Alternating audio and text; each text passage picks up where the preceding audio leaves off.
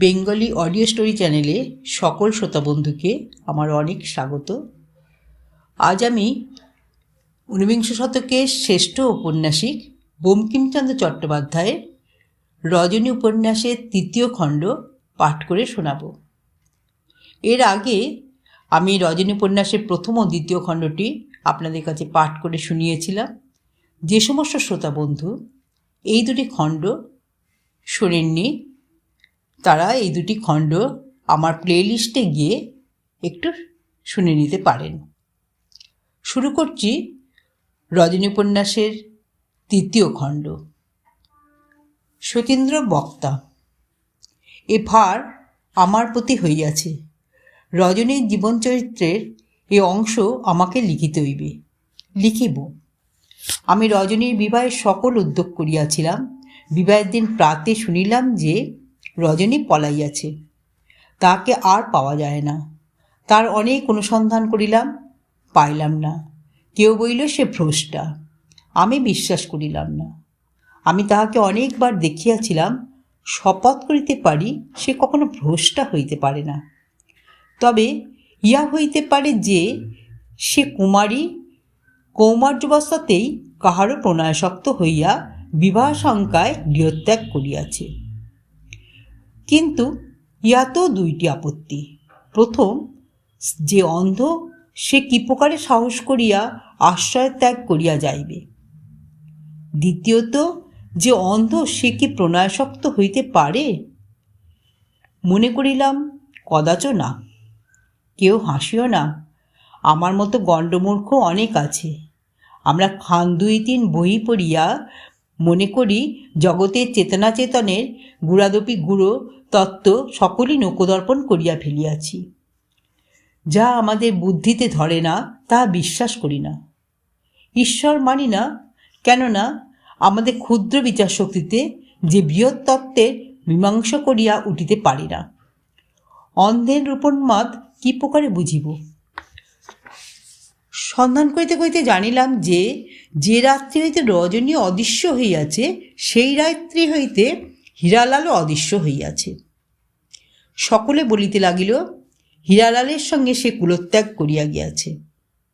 অগত্যা আমি এই সিদ্ধান্ত করিলাম যে হীরালাল রজনীকে ফাঁকি দিয়া লইয়া গিয়াছে। রজনী পরমা সুন্দরী, কানা হোক এমন লোক নাই যে তার রূপে মুগ্ধ হইবে না। হীরালাল তার রূপে মুগ্ধ হইয়া তাকে বঞ্চনা করিয়া লইয়া গিয়াছে। অন্ধকে বঞ্চনা করা বড় সুসাধ্য। কিছুদিন পরে হীরালাল দেখা দিল। আমি তাহাকে বলিলাম, তুমি রজনীর সংবাদ জানো? সে বলিল, না। কি করিব? নালিশ ফরিয়াদ হইতে পারে না। আমার জ্যেষ্ঠকে বলিলাম। জ্যেষ্ঠ বলিলেন, রাজকালকে মার। কিন্তু মারিয়া কি হইবে?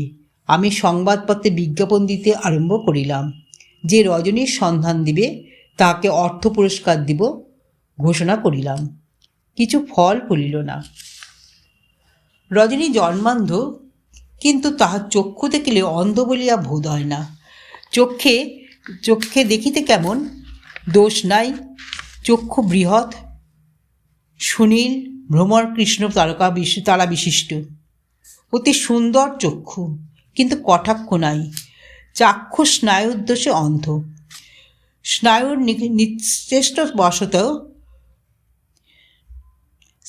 নিশ্চেষ্টতার বশত রেটিনাস্থিত প্রতিবিম্ব মস্তিষ্কে গৃহীত হয় না। রজনী সর্বাঙ্গ সুন্দরী, বর্ণ উদ্ভিদ প্রমুখ নিতন্ত নবীন কদলীপত্রের ন্যায় গৌর। গঠন বর্ষাজলপূর্ণ তরঙ্গিনীর ন্যায় সম্পূর্ণতা প্রাপ্ত। মুখকান্তি গম্ভীর, গতি অঙ্গভঙ্গি সকল মৃদু স্থির এবং অন্ধতাবশত সর্বদা সংকোচ জ্ঞাপক, হাস্য দুঃখময়। সচরাচর এই স্থির প্রকৃতির সুন্দর শরীরে সেই কটাক্ষহীন দৃষ্টি দেখিয়া কোনো ভাস্কর্যপটু শিল্পকারের যত্ন নির্মিত প্রস্তরময়ী স্ত্রীমূর্তি বলিয়া বোধ হইত। রজনীকে প্রথম দেখিয়াই আমার বিশ্বাস হইয়াছিল যে এই সৌন্দর্য অনিন্দনীয় হইলেও মুগ্ধকর নয়। রজনী রূপবতী, কিন্তু তার রূপ দেখিয়া কেউ কখনো পাগল হইবে না। তার চক্ষে সে মোহিনীর গতি কই। রজনীকে দেখিয়া রজনীর সৌন্দর্য দেখিয়া লোকে প্রশংসা করিবে, বোধহয় সে মূর্তি সহজে ভুলিবেও না। কেননা সে স্থির গম্ভীর কান্তির একটু অদ্ভুত আকর্ষণী শক্তি আছে, কিন্তু সেই আকর্ষণ অন্যবিধ। ইন্দ্রিয়ের সঙ্গে তার কোনো সম্বন্ধ নাই, যাকে পঞ্চবান বলে। রজনীর রূপের সঙ্গে তাহার কোনো সম্বন্ধ নাই কি? সে যাই হোক, আমি মধ্যে মধ্যে চিন্তা করিতাম রজনীর দশা কি হইবে। সে ইতর লোকের কন্যা, কিন্তু তাহাকে দেখিয়াই বোধ হয় যে সে ইতর প্রকৃতি বিশিষ্ট নহে। ইতর লোক ভিন্ন, তাহার অন্যত্র বিবাহের সম্ভাবনা নাই। ইতর লোকের সঙ্গেও এতকাল বিবাহ ঘটে নাই। দরিদ্রের ভার্যার গৃহকর্মের জন্য যে ভার্যার অন্ধত্ব নিবন্ধন গৃহকর্মের সাহায্য হইবে না, তাকে কোন দরিদ্র বিবাহ করিবে? কিন্তু ইতর লোক ভিন্ন, এই ইতর বৃত্তিপরায়ণ কায়স্থের কন্যা কে বিবাহ করিবে? তাহাতে আবার এ অন্ধ। এরূপ স্বামীর সহবাসে রজনীর দুঃখ ভিন্ন, সুখের সম্ভাবনা নাই। দুশ্চেদ্য কণ্টক কানন মধ্যে যত্নপালনীয় উদ্যান পুষ্পের জন্মের ন্যায় এই রজনী পুষ্পবিক্রেতার গৃহে জন্ম ঘটিয়াছে। কণ্টকাবৃত্ত হইয়াই ইহাকে মরিতে হইবে। তবে আমি গোপালের সঙ্গে ইহার বিবাহ দিবার জন্য এত ব্যস্ত কেন ঠিক জানি না। তবে ছোট মার দৌরাত্ম বড়, তাহারই উত্তেজনাতে ইহার বিবাহ দিতে প্রবৃত্ত হইয়াছিলাম। আর বলিতে কি, যাকে স্বয়ং বিবাহ করিতে না পারি তার বিবাহ দিতে ইচ্ছা করে। একথা শুনিয়া অনেক সুন্দরী মধুর হাসিয়া জিজ্ঞাসা করিতে পারেন, তোমার মনে মনে রজনীকে বিবাহ করতে ইচ্ছা আছে কি? না, সে ইচ্ছা নাই। রজনী সুন্দরী হইলেও অন্ধ। রজনী পুষ্পবিক্রেতার কন্যা এবং রজনী অশিক্ষিতা। রজনীকে আমি বিবাহ করতে পারি না, ইচ্ছাও নাই। আমার বিবাহে অনিচ্ছাও নাই। তবে মনোমতো কন্যা পাই না। আমি যাহাকে বিবাহ করিব সে রজনীর মতো সুন্দরী হইবে, অথচ বিদ্যুৎ কটাক্ষ বর্ষিণী হইবে। বংশমর্যাদায় শাহ আলমের বা মোহল্লাররাও হুলকারের প্রবরাপ পৌত্রী হইবে। বিদ্যায় লীলাবতী বা সাবভ্রষ্টা সরস্বতী হইবে এবং প্রতিভক্তিতে সাবিত্রী হইবে। চরিত্রে লক্ষ্মী, রন্ধনে দ্রৌপদী, আদরে সত্যভামা এবং গৃহকর্মে গদার্মা। আমি পান খাইবার সময় পানের লবঙ্গ খুলিয়া দিবে, তামাকু খাইবার সময় হুকায় কলিকা আছে কিনা বলিয়া দিবে, আহারের সময় মাছের কাঁটা বাছিয়া দিবে এবং স্নানের পর গা মুছিয়াছে কিনা তদারক করিবে। আমি চা খাইবার সময় দোয়াতের ভিতরে চামচে পুরিয়া চার অনুসন্ধান না করি এবং কালির অনুসন্ধানে চার পাত্র মধ্যে দোয়াতের কলম না দিই, তার বিষয়ে সতর্ক থাকিবে। পিকদানিতে টাকা রাখিয়া বাক্সের ভিতর ছেপ না ফেলি, তাহার খবরদারি করিবে। বন্ধুকে পত্র লিখিয়া আপনার নামে শিরোনামা দিলে সংশোধন করাইয়া দিবে। পয়সা দিতে টাকা দিতেছি কিনা খবর লইবে। নোটের পিঠে দোকানে চিঠি কাটিতেছে কিনা দেখিবে এবং তামাশা করিবার সময় বিয়ানের নামের পরিবর্তে ভক্তিমতী প্রতিবাসিনীর নাম করিলে ভুল সংশোধন করিয়া লইবে।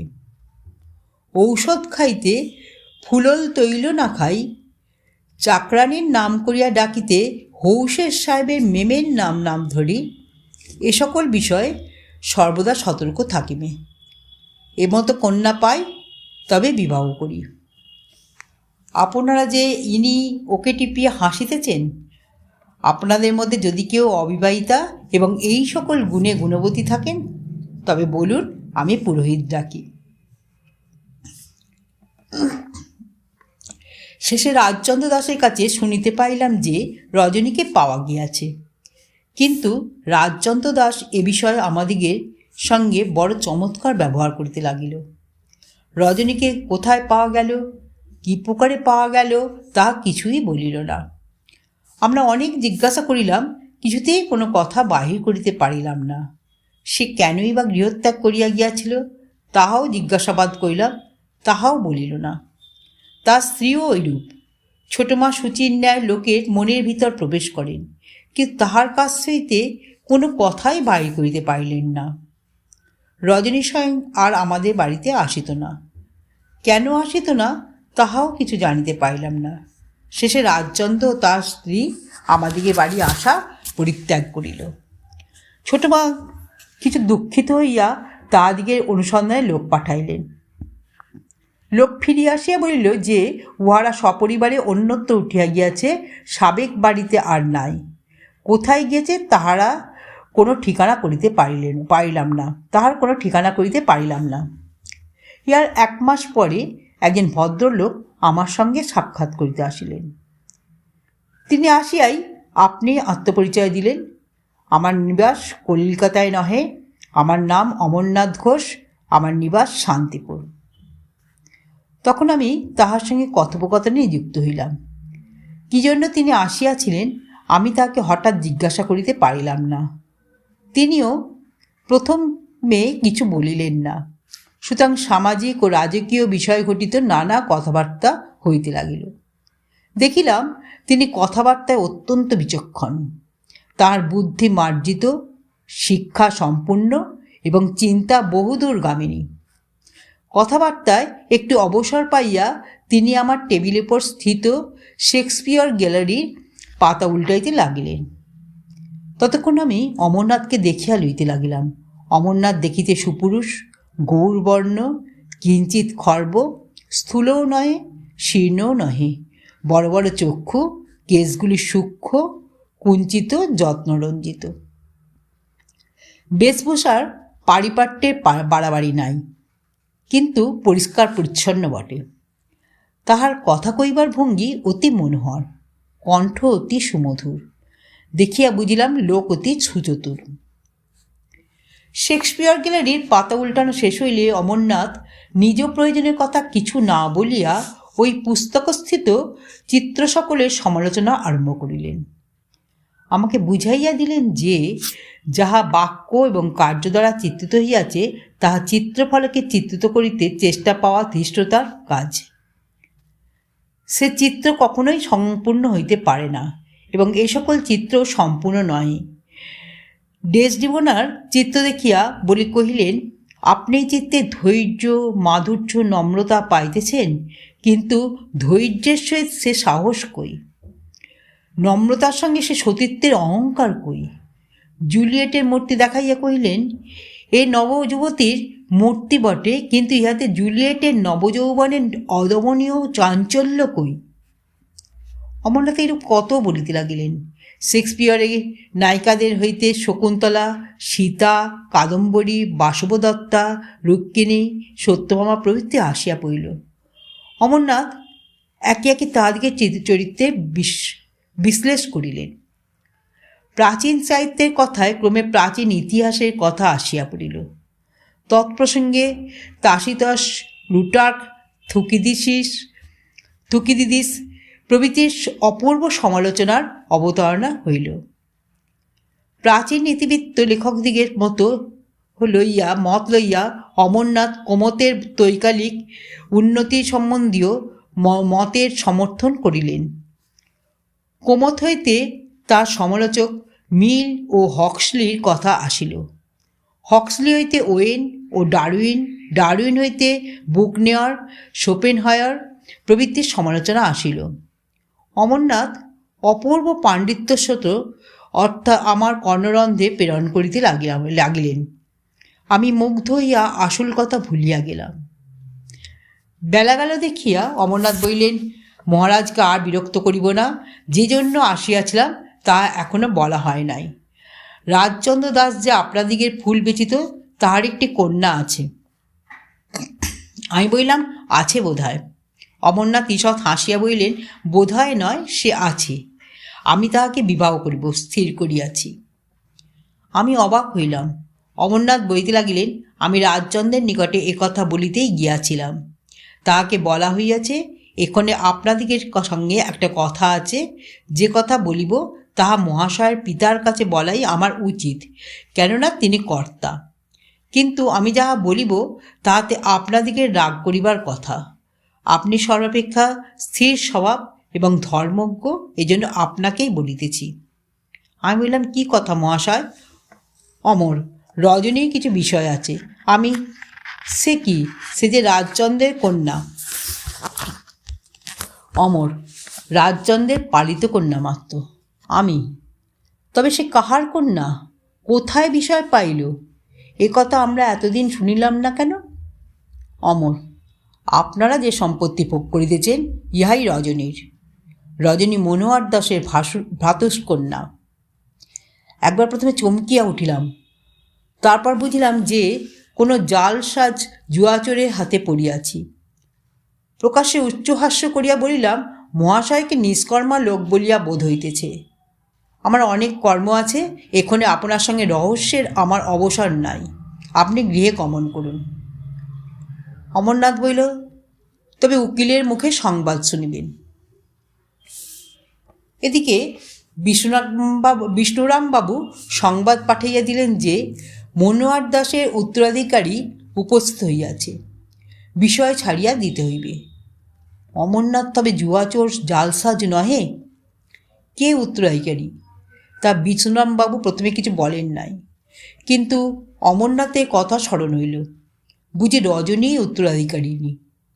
যে ব্যক্তি দাবিদার সে যে মনোহর দাসের যথার্থ উত্তরাধিকারী, তদ্বিষয়ে নিশ্চয়তা আছে কি না ইহা জানিবার জন্য বিষ্ণুরামবাবুর কাছে গেলাম।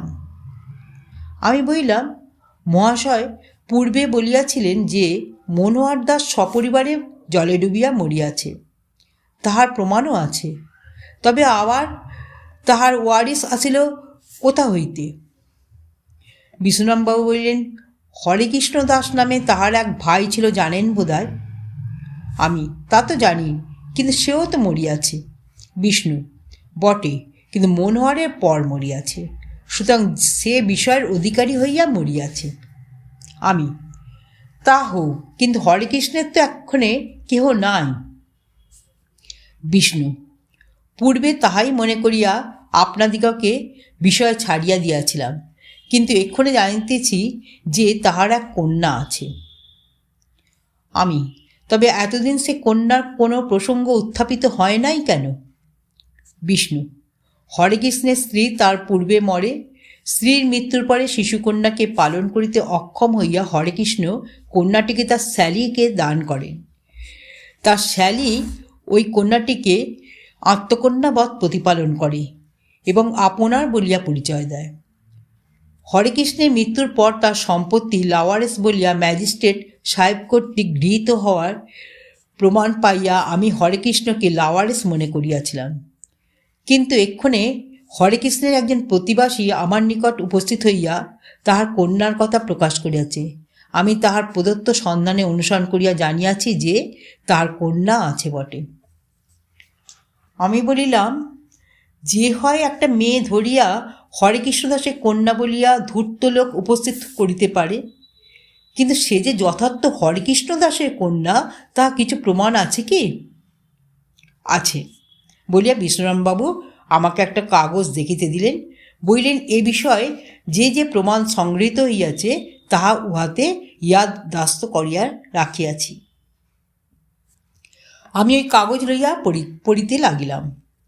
তাহাতে পাইলাম যে হরেকৃষ্ণ দাসের শ্যালীপতি রাজচন্দ্র দাস এবং হরেকৃষ্ণের কন্যার নাম রজনী। প্রমাণ যাহা দেখিলাম তাহা ভয়ানক বটে। আমরা এতদিন অন্ধ রজনীর ধনে ধনী হইয়া তাহাকে দরিদ্র বলিয়া ঘৃণা করিতেছিলাম। বিষ্ণুরাম একটি জবানবন্দির জাবেতা নকল আমার হাতে দিয়া বলিলেন, এক্ষণে দেখুন এই জবানবন্দি কাহার। আমি পড়িয়া দেখিলাম যে জবানবন্দি বক্তা হরেকৃষ্ণ দাস। ম্যাজিস্ট্রেটের সম্মুখে তিনি এক বালাচুরির মোকদ্দমায় এই জবানবন্দি দিতেছেন। জবানবন্দিতে পিতার নাম ও বাসস্থান লেখা আছে, তাহাও পড়িয়া দেখিলাম। তাহা মনোহর দাসের পিতার নাম ও বাসস্থানের সঙ্গে মিলিল। বিষ্ণুরাম জিজ্ঞাসা করিলেন, মনোহর দাসের ভাই হরেকৃষ্ণ এই জবানবন্দিতে বন্দি বলিয়া আপনার বোধ হইতেছে কিনা? আমি, বোধ হইতেছে। বিষ্ণু, যদি সংশয় থাকে তবে এখনই তা ভঞ্জন হইবে, পড়িয়া যাউন। পড়িতে লাগিলাম যে সে বলিতেছে, আমার 6 মাসে একটি কন্যা আছে, 1 সপ্তাহ হইল তাহার অন্নপ্রাশন দিয়াছি। অন্নপ্রাশনের দিন বৈকালে তাহার বালা চুরি গিয়াছে। এই পর্যন্ত পড়িয়া দেখিলে বিষ্ণুরাম বলিলেন, দেখুন কতদিনের জবানবন্দি। জবানবন্দির তারিখ দেখলাম, জবানবন্দি 19 বৎসরে। বিষ্ণুরাম বললেন, ওই কন্যার বয়স এক্ষণে হিসাব কত হয়? আমি 19 বৎসর কয় মাস মানে 20। বিষ্ণু, রজনীর বয়স কত অনুমান করেন? আমি প্রায় 20। বিষ্ণু, পড়িয়া যাউন। হরে কৃষ্ণ কিছু পরে বালিকার নামোল্লেখ করিয়াছেন। আমি পড়িতে লাগিলাম।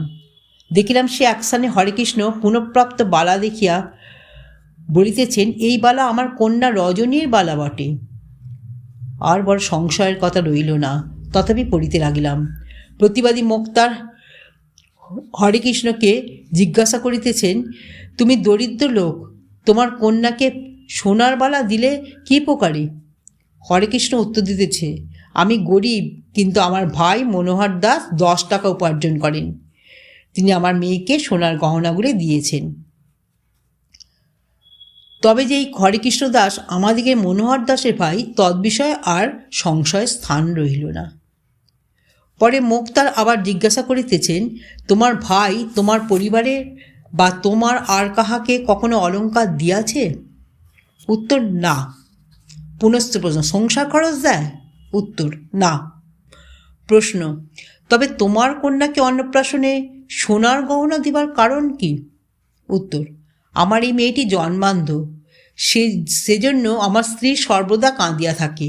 আমার ভাই ও ভাইজ তাহাতে দুঃখিত হইয়া আমাদিগের মনোদুঃখ যদি কিছু নিবারণ হয়, এই ভাবিয়া অন্নপ্রাশনের সময় মেয়েটিকে একটি এই গহনাগুলি দিয়াছিলেন। জন্মান্ধ? তবে যে সে এই রজনী, তদ্বিষয়ে সংশয় কি? আমি হতাশ হইয়া জবানবন্দি রাখিয়া দিলাম। বললাম, আমার আর বড় সন্দেহ নাই। বিষ্ণুরাম বললেন, অত অল্প প্রমাণে আপনাকে সন্তুষ্ট করিতে হইতে বলি না, আর একটা জবানবন্দির নকল দেখুন। দ্বিতীয় জবানবন্দিতে দেখিলাম যে উহাও ওই কথিত বালাচুরির মোকদ্দমায় গৃহীত হইয়াছিল। এই জবানবন্দিতে বক্তা রাজচন্দ্র দাস, তিনি একমাত্র কুটুম্ব বলিয়া ওই অন্নপ্রাশনে উপস্থিত ছিলেন। তিনি হরেকৃষ্ণের শ্যালিপতি বলিয়া আত্মপরিচয় দিতেছেন এবং চুরির বিষয় সকল সপ্রমাণ করিতেছেন। বিষ্ণুরাম বললেন, উপস্থিত রাজচন্দ্র দাস সেই রাজচন্দ্র দাস, সংশয় থাকে তাকে ডাকিয়া তাহাকে জিজ্ঞাসা করুন। আমি বললাম, নিষ্প্রয়োজন। বিষ্ণুরাম আরও কতগুলি দলিল দেখাইলেন। সে সকলের বৃত্তান্ত সবিস্তারে বলিতে গেলে সকলের ভালো লাগিবে না। ইহা বলিলেই যথেষ্ট হইবে যে এই রজনী দাসী হরেকৃষ্ণ দাসের কন্যা। তদ্বিষয়ে সংশয় রহিল না। তখন দেখিলাম বৃদ্ধ পিতা মাতা লইয়া অন্যের জন্য কাতর হইয়া বেড়াইবে। বিষ্ণুরামকে বলিলাম, মোকদ্দমার কথা বৃথা, বিষয় রজনী দাসীর, তার বিষয় তাহাকে ছাড়িয়া দিব। তবে আমার জ্যেষ্ঠ সহোদর এ বিষয়ে আমার সঙ্গে তুল্যাধিকারী, তাহাকে জিজ্ঞাসা করার অপেক্ষা রহিল মাত্র। আমি একবার আদালতে গিয়া আসল জবানবন্দি দেখিয়া আসিলাম। এখন পুরানো নথি ছিঁড়িয়া ফেলে তাকে তখন রাখিত। আসল দেখিয়া জানিলাম যে নকলে কোনো আসলে এবং নকলে কোনো কৃত্রিমতা নাই। বিষয় রজনীকে ছাড়িয়া দিলাম। কিন্তু কেহ তো সে বিষয়ে দখল করিল না। রাজচন্দ্র দাস একদিন দেখা করিতে আসিল। তাহার মুখে শুনিলাম যে সিমলায় একটি বাড়ি কিনিয়া সেইখানে রজনীকে লইয়া গেছে। জিজ্ঞাসা করিলাম, টাকা কোথায় পাইলে? রাজচন্দ্র বলিল, অমরনাথ কর্য দিয়াছেন, পশ্চাৎ বিষয় হইতে শোধ হইবে। জিজ্ঞাসা করিলাম যে, তবে তোমরা বিষয়ে দখল লইতেছ না কেন? তাহাতে সে বলিল, সে সকল কথা অমরনাথবাবু জানেন। অমরনাথবাবু কি রজনীকে বিবাহ করিয়াছেন? তাতে রাজচন্দ্র বলিল, না। পরে রাজচন্দ্রের সঙ্গে কথোপকথন করিতে করিতে আমি জিজ্ঞাসা করিলাম, রাজচন্দ্র, তোমার এতদিন দেখি নাই কেন? রাজচন্দ্র বলিল, একটু গা ঢাকা দিয়াছিলাম। আমি, কার কি চুরি করিয়াছ যে গা ঢাকা হইয়াছিলে? রাজ, চুরি করিব কার? তবে অমরনাথবাবু বলিয়াছিলেন যে এখন বিষয় লইয়া গোলযোগ হইতেছে, এখন একটু আড়াল হওয়াই ভালো। মানুষের চক্ষু লজ্জা আছে তো। আমি, অর্থাৎ পাছে আমরা কিছু ছাড়িয়া দিতে অনুরোধ করি, অমরনাথবাবু বিজ্ঞ লোক দেখিতেছি। তা যাই হোক, এখন যে বড় দেখা দিলে রাজ, আপনার ঠাকুর আমাকে ডাকাইয়াছেন। আমি, আমার ঠাকুর? তিনি তোমার সন্ধান পাইলেন কি প্রকারে? রাজ, খুঁজিয়া। আমি, এত খোঁজাখুঁজি কেন? তোমায় বিষয় ছাড়িয়া দিতে অনুরোধ করিবার জন্য নয় তো? অনুরোধ করিবার জন্য নয় তো? রাজ, না, তা কেন? আর একটা কথার জন্য। এখন রজনী কিছু বিষয় হইয়াছে শুনিয়া অনেক সম্বন্ধ আসিতেছে। তা কোথায় সম্বন্ধ করি, তাই আপনাদের জিজ্ঞাসা করিতে আসিয়াছি। আমি, কেন? অমরনাথবাবুর সঙ্গে তো সম্বন্ধ হইতেছিল। তিনি এত করিয়া রজনীর বিষয় উদ্ধার করিলেন, তাকে ছাড়িয়া কাহাকে বিবাহ দিবে? রাজ, যদি তার অপেক্ষাও ভালো পাত্র পাই। আমি, অমরনাথ অপেক্ষা ভালো পাত্র কোথায় পাইবে? রাজ, মনে করুন আপনি যেমন, এমনই পাত্র যদি পাই। আমি একটু চমকিলাম, বললাম, তাহা হইলে অমরনাথে অপেক্ষা ভালো পাত্র হইল না। কিন্তু ছেদকতিয়া ছাড়িয়া দেও, তুমি কি আমার সঙ্গে রজনীর সম্বন্ধ করিতে আসিয়াছ? রাজচন্দ্র একটু কুণ্ঠিত হইল, বলিল, হ্যাঁ, তবে তাই বটে। এ সম্বন্ধ করিতেই কর্তা আমাকে ডাকাইয়াছিলেন। শুনিয়া আকাশ হইতে পড়িলাম। সমুখে দরিদ্র রাক্ষসকে দেখিয়া ভীত হইয়া পিতা যে এই সম্বন্ধ করিতেছেন তা বুঝিতে পারিলাম। রজনীকে আমি বিবাহ করিলে ঘরে এ বিষয়ে ঘরে থাকিবে। আমাকে অন্ধ পুষ্পনারীর কাছে বিক্রয় করিয়া পিতা বিক্রয় মূল্য স্বরূপ হিত সম্পত্তি পুনঃপ্রাপ্ত হইবেন। শুনিয়া হাড় জ্বলিয়া গেল। রাজচন্দ্রকে বললাম, তুমি এখন যাও, কর্তার সঙ্গে আমার সে কথা হইবে। আমার রাগ দেখিয়া রাজচন্দ্র পিতার কাছে গেল। সে কি বলিল বলিতে পারি না। পিতা তাহাকে বিদায় দিয়া আমাকে ডাকাইলেন। তিনি আমাকে নানা প্রকার অনুরোধ করিলেন, রজনীকে বিবাহ করিতেই হইবে, নইলে সপরিবারে মারা যাইব, খাইব কি? তাহার দুঃখ কাতরতা দেখিয়া আমার দুঃখ হইল না, বড় রাগ হইল। আমি রাগ করিয়া চলিয়া গেলাম। পিতার কাছে হইতে গিয়া আমার মার হাতে পড়িলাম। পিতার কাছে রাগ করিলাম, কিন্তু মার কাছে রাগ করিতে পারিলাম না। তাহার চোখে জল অসহ্য হইল, সেখান হইতে পলাইলাম। কিন্তু আমার প্রতিজ্ঞা স্থির রইল যে রজনীকে দয়া করিয়া গোপালের সঙ্গে বিবাহিত করিবার উদ্যোগ করিয়াছিলাম, আজই তাহার টাকার লোভে তাহাকে স্বয়ং বিবাহ করিব। বিপদে পড়িয়া মনে করিলাম ছোট মার সাহায্য লইব। গৃহের মধ্যে ছোট মাই বুদ্ধিমতী ছোট মার কাছে গেলাম। ছোট মা, আমাকে কি রজনীকে বিবাহ করিতে হইবে? আমি কি অপরাধ করিয়াছি?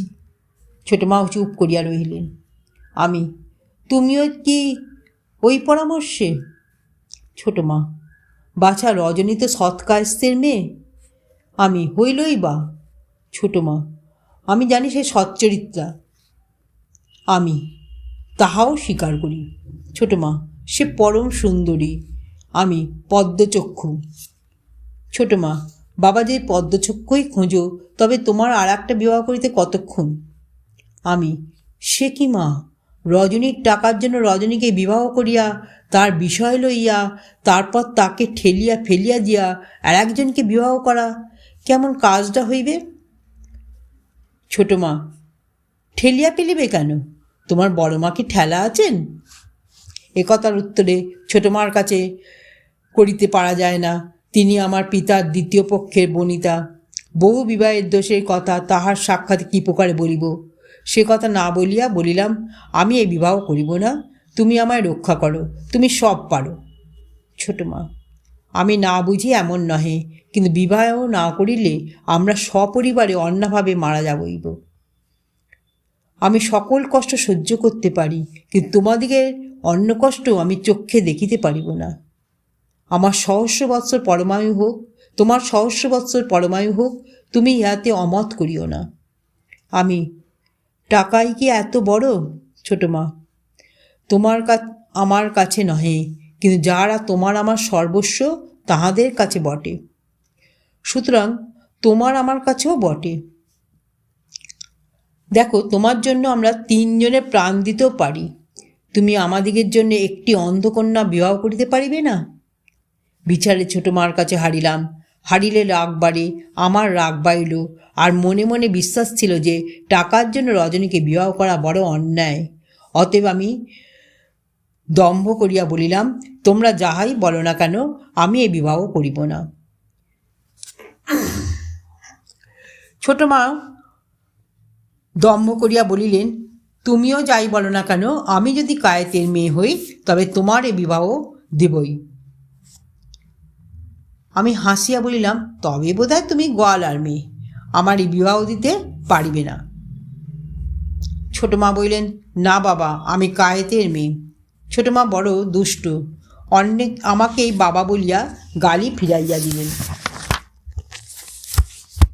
আমাদিগের বাড়িতে এক সন্ন্যাসী আসিয়া মধ্যে মধ্যে থাকিত। কেউ সন্ন্যাসী বলিত, কেউ ব্রহ্মচারী, কেউ দণ্ডী, কেউ অবধূত। পরধানে কৈরিক বাস, কণ্ঠে রুদ্রাক্ষ মালা, মস্তকে রুক্ষ কেশ, জটা নহে, রক্তচন্দনের ছোট রকমের ফোঁটা, বড় একটা ধুলাকাদার ঘটা নাই। সন্ন্যাসী জাতির মধ্যে ইনি একটু বাবু, খরম চন্দন কাষ্টের, তাহাতে হাতির দাঁতের বউল। তিনি যাই হন, বালকেরা তাহাকে সন্ন্যাসী মহাশয় বলিত বলিয়া আমিও তাহাকে তাহাই বলিব। পিতা কোথা হইতে তাহাকে লইয়া আসিয়াছিলেন। অনুভবে বুঝিলাম পিতার মনে মনে বিশ্বাস ছিল সন্ন্যাসী নানাবিধ ঔষধ জানে এবং তান্ত্রিক যাগযজ্ঞের সুদক্ষ, বিমাতা বন্ধা। পিতার অনুকম্পায় সন্ন্যাসী উপরের একটি বৈঠকখানায় আসিয়া দখল করিয়াছিল। ইয়া আমার একটু বিরক্তিকর হইয়া উঠিয়াছিল। সন্ধ্যাকালে সূর্যের দিকে মুখ করিয়া সারঙ্গরাগিণীতে আর্যাছন্দে স্তোত্র পাঠ করিত। ভণ্ডামি আর আমার সহ্য হইল না। আমি তাহার অর্ধচন্দ্রের ব্যবস্থা করিবার জন্য তাহার নিকটে গেলাম। বলিলাম, সন্ন্যাসী ঠাকুর, ছাদের পর মাথামুন্ডু কি বকিতেছিলে? সন্ন্যাসী হিন্দুস্থানি, কিন্তু আমাদিগের সঙ্গে যে ভাষায় কথা কইত তার 14 আনা নিভাত সংস্কৃত, 1 আনা হিন্দি, 1 আনা বাংলা। আমি বাংলাই রাখিলাম। সন্ন্যাসী উত্তর করিলেন, কেন, কি বকি, আপনি কি জানেন না? আমি বললাম, বেদমন্ত্র। সন্ন্যাসী, হইলে হইতে পারে। আমি পড়িয়া কি হয়? সন্ন্যাসী, কিছু না। উত্তরটুকু সন্ন্যাসীর জিত, আমি এটুকু প্রত্যাশা করি নাই। তখন জিজ্ঞাসা করিলাম, তবে পড়েন কেন? সন্ন্যাসী, কেন, শুনিতে কি কষ্টকর? আমি, না, শুনিতে মন্দ নয়, বিশেষ আপনি সুকণ্ঠ, তবে যদি কিছু ফল নাই তবে পড়েন কেন? সন্ন্যাসী, যেখানে ইহাতে কারও কোনো অনিষ্ট নাই সেখানে পড়ায় ক্ষতি কি? আমি জারি করিতে আসিয়াছিলাম, কিন্তু দেখিলাম যে একটু হটিয়াছি, সুতরাং আমাকে চাপিয়া ধরিতে হইল। বললাম, ক্ষতি নাই, কিন্তু নিষ্ফলে কেউ কোনো কাজ করে না। যদি বেদগান নিষ্ফল, তবে আপনি বেদগান করেন কেন?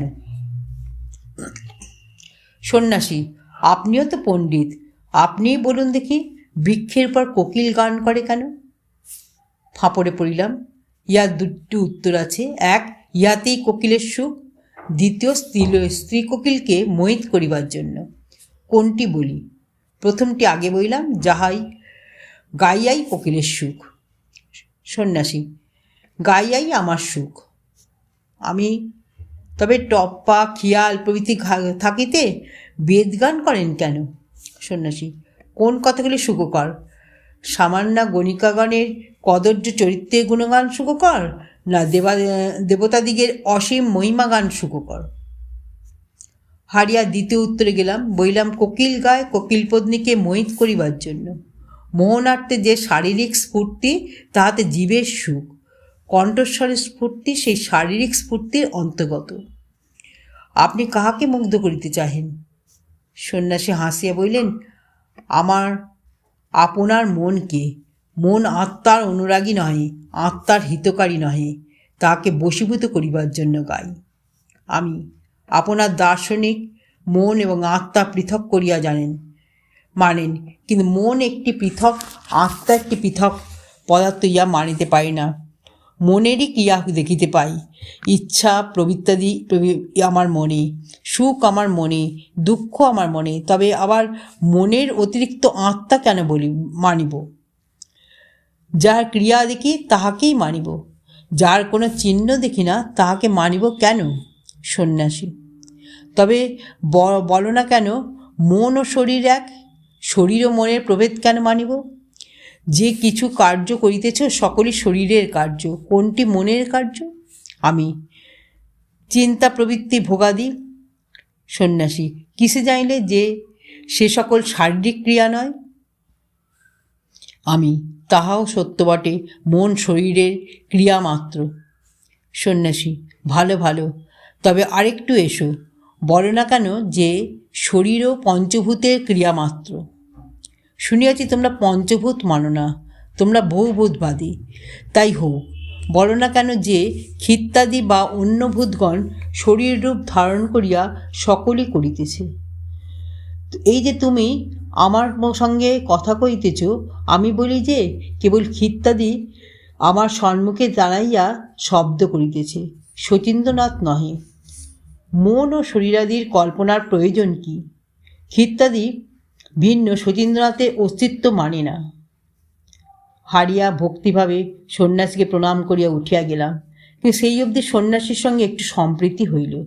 সর্বদা তাহার কাছে আসিয়া বসিতাম এবং শাস্ত্রীয় আলাপালা করিতাম। দেখিলাম সন্ন্যাসী অনেক প্রকার ভণ্ডামি আছে।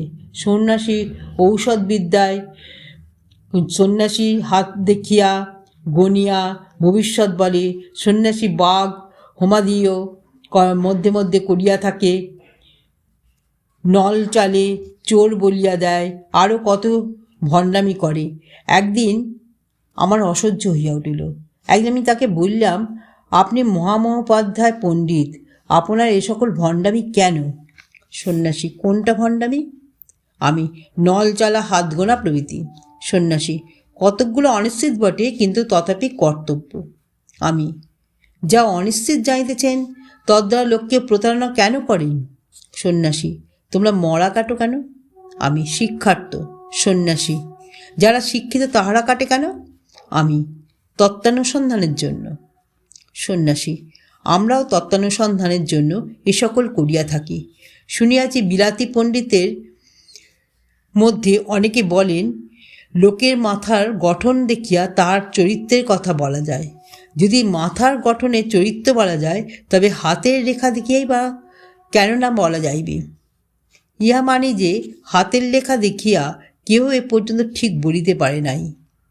ইহার কারণ এই হইতে পারে যে ইহার প্রকৃত সংকেত অদ্যাপি পাওয়া যায় নাই, কিন্তু ক্রমে ক্রমে হাত দেখিতে দেখিতে প্রকৃত সংকেত পাওয়া যাইতে পারে।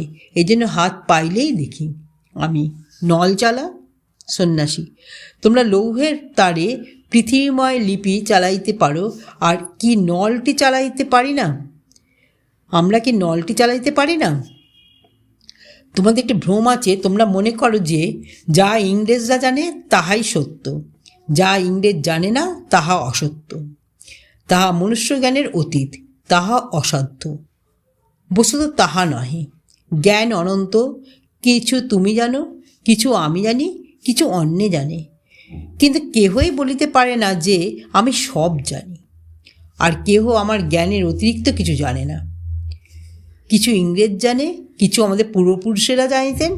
ইংরেজরা যাহা জানে ঋষিরা তাহা জানিতেন না, ঋষিরা যাহা জানিতেন ইংরেজরা এ পর্যন্ত তাহা জানিতে পারে নাই। সেই সকল আর্যবিদ্যা প্রায় লুপ্ত হইয়াছে। আমরা কেউ কেউ দুই একটি বিদ্যা জানি, যত্নে গোপন রাখি, কাহাকেও শিখাই না। আমি হাসিলাম। সন্ন্যাসী বললেন, তুমি বিশ্বাস করিতেছ না? কিছু প্রত্যক্ষ দেখিতে চাও? আমি বললাম, দেখিলে বুঝিতে পারি। সন্ন্যাসী বলিল, পশ্চাৎ দেখাইব। এখানে তোমার সঙ্গে আরেকটি বিশেষ কথা আছে। আমার সঙ্গে তোমার ঘনিষ্ঠতা দেখিয়া তোমার পিতা আমাকে অনুরোধ করিয়াছেন যে তোমাকে বিবাহে প্রবৃত্তি দিই। আমি হাসিয়া বলিলাম, প্রবৃত্তি দিতে হইবে না, আমি বিবাহে প্রস্তুত। কিন্তু সন্ন্যাসী, কিন্তু কি? আমি, কন্যা কই, এক কানা কন্যা আছে, তাহাকে বিবাহ করিব না। সন্ন্যাসী, এ বাংলাদেশে কি তোমার যোগ্য কন্যা নাই?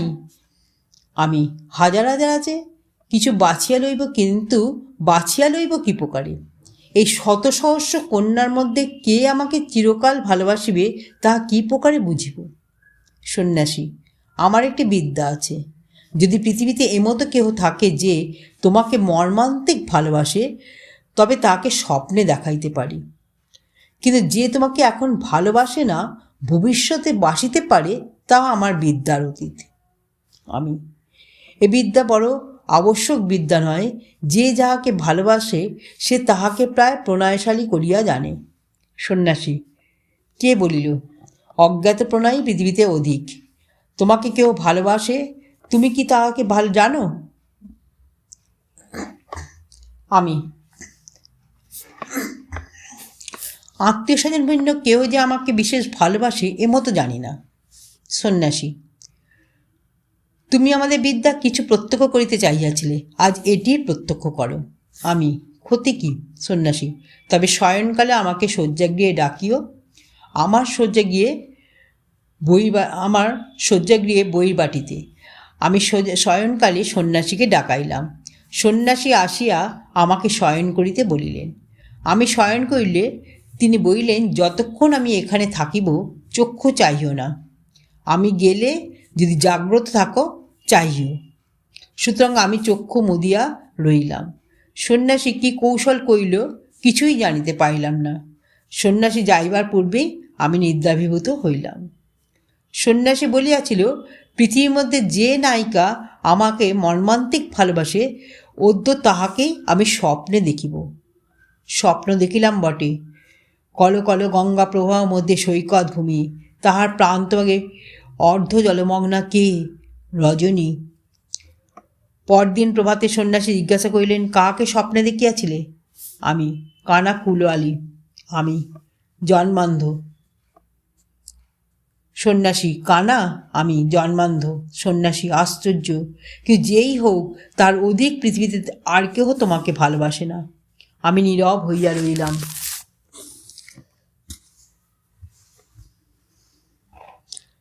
বঙ্কিমচন্দ্র চট্টোপাধ্যায়ের রজনী উপন্যাসের 3য় খণ্ড এখানেই সমাপ্ত হলো।